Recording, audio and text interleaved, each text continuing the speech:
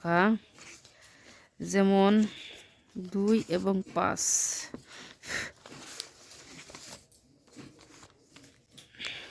2 ও 5 এর সাধারণ গুণিতক বের করব। কি বের করব? সাধারণ। আসসালামু আলাইকুম পঞ্চম শ্রেণীর শিক্ষার্থীবৃন্দ, আজকে আমরা গণিতক ও গুণনীয়ক অধ্যায়ের গুণিতক কি সেটা সম্পর্কে জানব। আসলে গুণিতক হচ্ছে কোনো পূর্ণ সংখ্যার সাথে ওই সংখ্যার গুণফলই হচ্ছে গুণিতক। যদি কোনো সংখ্যার গুণিতক হলো ওই সংখ্যার সাথে কোনো পূর্ণ সংখ্যার গুণফল।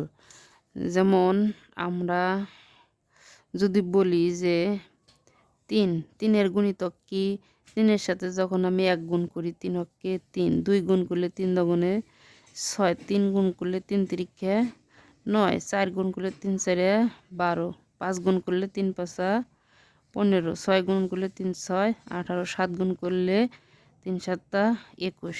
তাহলে আমি কি করলাম? একটি সংখ্যার সাথে পূর্ণ সংখ্যার গুণফলই হচ্ছে ওই সংখ্যার গুণিতক।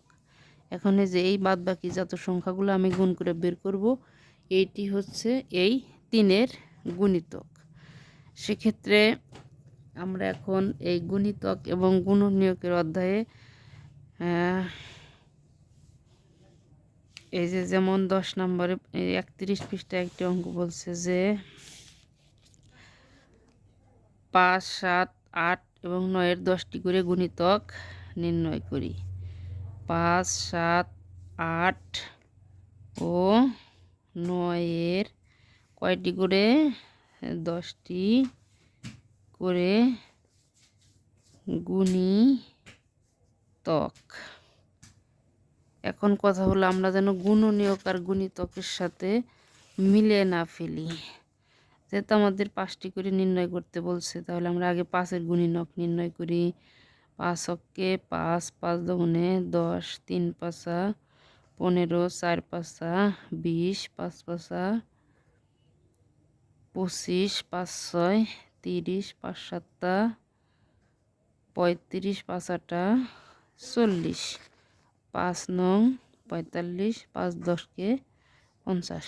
1 2 3 4 5 6 7 8 9 10, 10টি হয়ে গেল।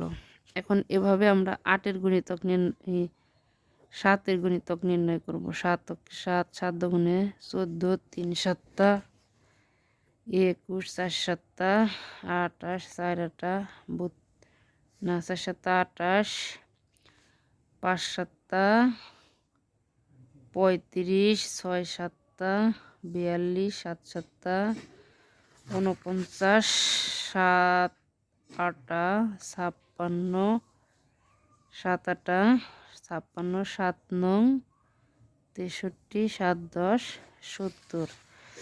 এখন হলো 8-এর গুণিতক।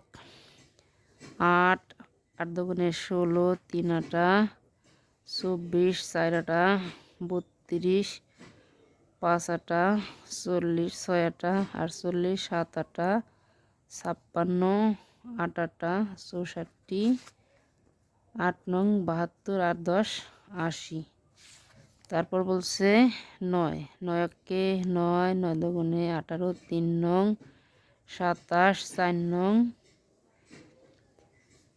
3 নং 27, 4 নং 36, 5 নং 45, 6 নং 54, 7 নং 63,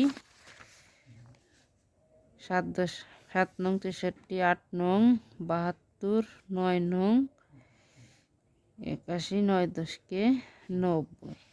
এই যে আমাদের হয়ে গেল 10টি করে গুণিতক নির্ণয়। কি নির্ণয় করলাম? আমরা গুণিতক নির্ণয় করলাম। এখন আমরা পরে চিনব সাধারণ গুণিতক কোনগুলো।